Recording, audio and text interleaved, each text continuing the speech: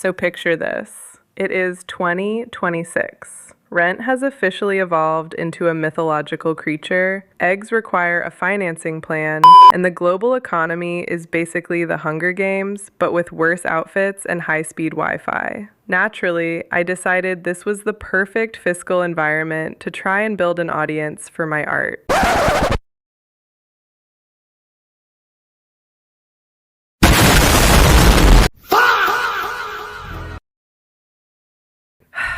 I posted a video. I poured actual hours of my fleeting youth into it, and the algorithm, in its infinite dystopian malice, blessed me with exactly 198 views. Not even a clean 200, just 198. But wait, it gets better.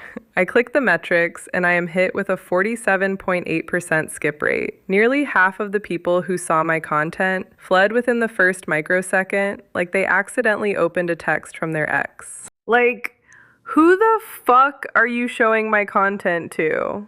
Did Instagram push my video to a target demographic of people who drop their phones face down on the floor? I am not downing the app, okay? I love Mark Zuckerberg's digital casino. But my feelings aren't just hurt. They are completely obliterated. Like, what the actual hell? Like, this shit took me 9 hours and 22 minutes. I am not knocking other creators' time put in, but like, damn. Let's look at the macro level disrespect happening on the grid right now. I'll be scrolling through a hashtag and I will see someone with god-tier talent.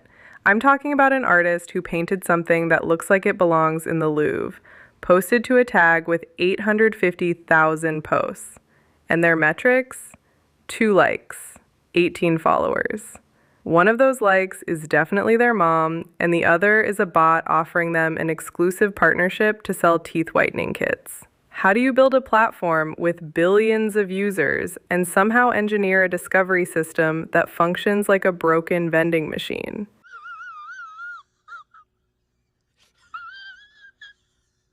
If you are a small creator in 2026, Instagram doesn't treat you like an artist. It treats you like a digital line cook. They want you throwing content onto the grill every single hour of the day, hoping a stray crumb lands on someone's feed. If you don't do a corporate dance, use a trending audio of a toddler making weird noises, or make a 7-second video staring blankly at the camera with text that says, POV, you're waiting for your tea to steep, you don't exist. You have actual skills? Cool, hide them. The algorithm is busy pushing a video of a guy throwing a slice of cheese at his car window.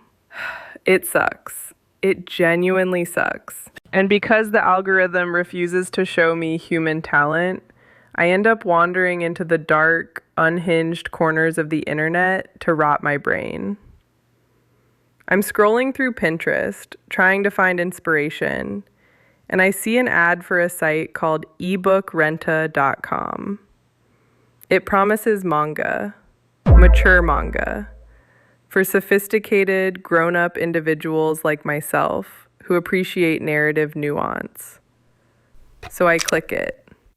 And right there, sitting proudly at the #1 spot on their weekly best chart, as you can see under that aggressive red arrow in, is a title that threw my entire soul into a multi-dimensional loop.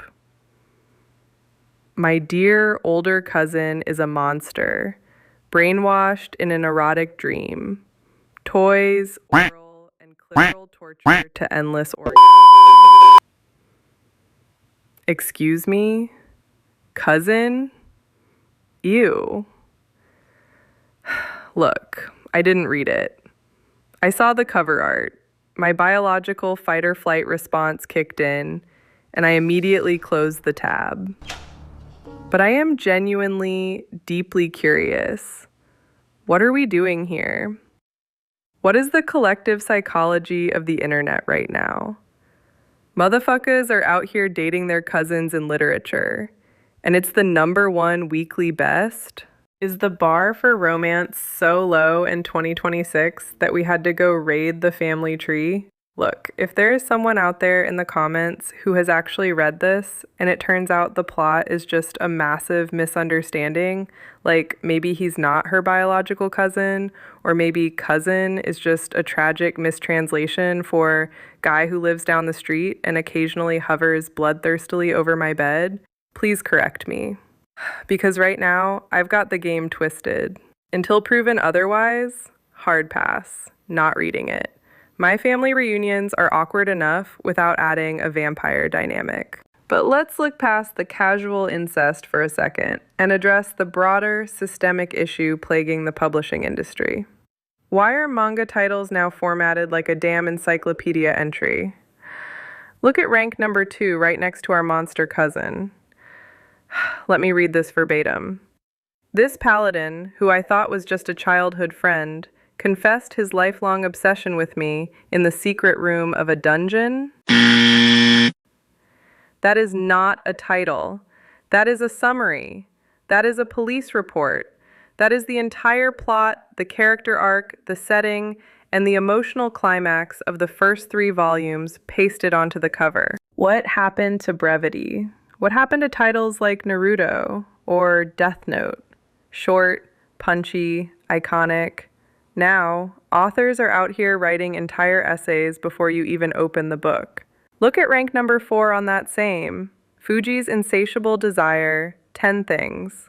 They literally ran out of physical screen space and had to use an ellipses. The title is suffocating. I know exactly why they do it. It's because the modern human attention span has been completely liquidated by short-form video. Nobody reads the synopsis on the back of a book anymore.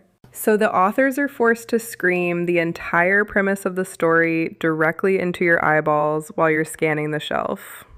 If they don't explain the whole plot in the title, people will just scroll past it to find the next paragraph-long masterpiece about a guy reincarnated as a corporate vending machine.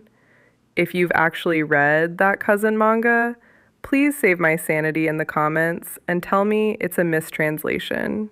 And if you're a small creator currently fighting for your life against a 47.8% skip rate, leave a comment about what you make so we can bypass the algorithm entirely. So like, comment, and subscribe. See you fart soon!